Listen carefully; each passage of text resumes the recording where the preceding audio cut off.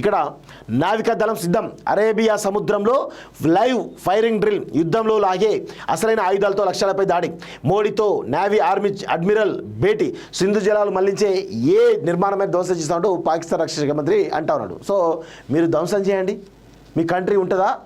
అంత సినిమా లేదు మీకు. సో 450 కిలోమీటర్ల బాలిస్టిక్కి సంబంధించినటువంటి క్షిపణిని పరీక్షించిన పాకిస్తాన్ అట.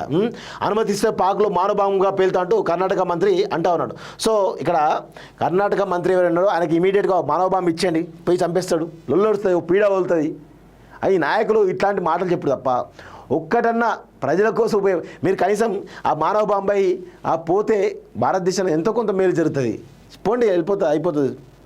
ఇగో పాక్ సైన్యంపై విరుచుకుపడ్డ బలోచ్ డెత్ స్క్వాడ్, అర్థమైంది కదా. ఆత్మాహుతి దళాలు పాకిస్తాన్ వదిలిపెట్టాడు. దాదాపు నిన్న బలూచిస్తాన్ లిబరేషన్ ఆర్మీ చేసినటువంటి ఆత్మాహుతి దాడి వల్ల 22 మంది పాక్ ఆర్మీ సైనికులు చనిపోవడం జరిగింది. అంత పెద్ద ఎత్తున జరుగుతుంది. ఒకవైపు మన భారతదేశం ఏమో ఉక్కిరి బిక్కిరి చేస్తూ ఉంది పాకిస్తాన్, అంతర్భాగంలో ఉన్నటువంటి బలూచ్ లిబరేషన్ ఆర్మీ ఏమో వాళ్ళు పెద్ద ఎత్తున పాకిస్తాన్ ఆర్మీపై దాడి చేస్తున్నారు. సో ఇట్లా మొత్తానికైతే పెద్ద ఎత్తున యుద్ధం జరుగుతూ ఉంది.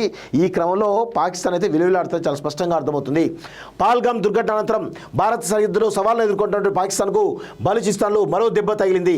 బలూచ్ లిబరేషన్ ఆర్మీ ఏకంగా పాక్ సైన్యంపై విరుచుకుపడింది. BLAకు చెందిన డెత్ స్క్వాడ్ కలత్ జిల్లాలోని మంగోచర్ నగరాన్ని తన ఆధీనంలోకి తెచ్చుకుంది. ప్రభుత్వ కార్యాలయాలు, భవనాలను కూడా తన కంట్రోల్లో ఉంచుకుంది. బలోచ్ తిరుగుబాటుదారులు ఆర్మీ క్యాంప్పై దాడి చేసి ఆయుధాలను స్వాధీనం చేసుకున్నారు. పాక్ తన సైన్యాన్ని భారత్ సరిహద్దుకు తరలిస్తున్న తరుణంలో బలూచ్లో ఎదురు దెబ్బ తగిలింది. గత నెల 26న జరిగినటువంటి దాడిలో 10 మంది పాక్ సైనికులు మరణించడం గమనార్హం అంటూ చూస్తూ ఉన్నాం. సో ఇట్లా చాలామంది సైనికులను ఈరోజు బలూచ్ ఆర్మీ పెద్ద ఎత్తున దాడులు చేస్తూ చంపేస్తూ ఉంది. సో ఈ క్రమంలో ఇంతవరకు భారతదేశం మనం ఒక శాంతియుత దేశం, ఇంతవరకు కూడా పాకిస్తాన్ పైన చిన్న కవ్వింపు చర్య కూడా మనం చేయలేదు.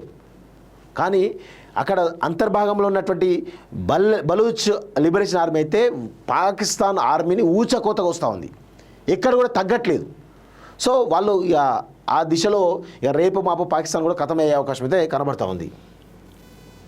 విదేశాల్లో ఉన్నత విద్యను చదువుకోవాలని అనుకుంటున్నారా? అయితే వెంటనే ఫ్లైగ్రాడ్ ఓవర్సీస్ ఎడ్యుకేషన్ కన్సల్టెన్సీని సంప్రదించండి. మీ విదేశీ కలలను సాకారం చేసుకోండి. ఫ్లైగ్రాడ్.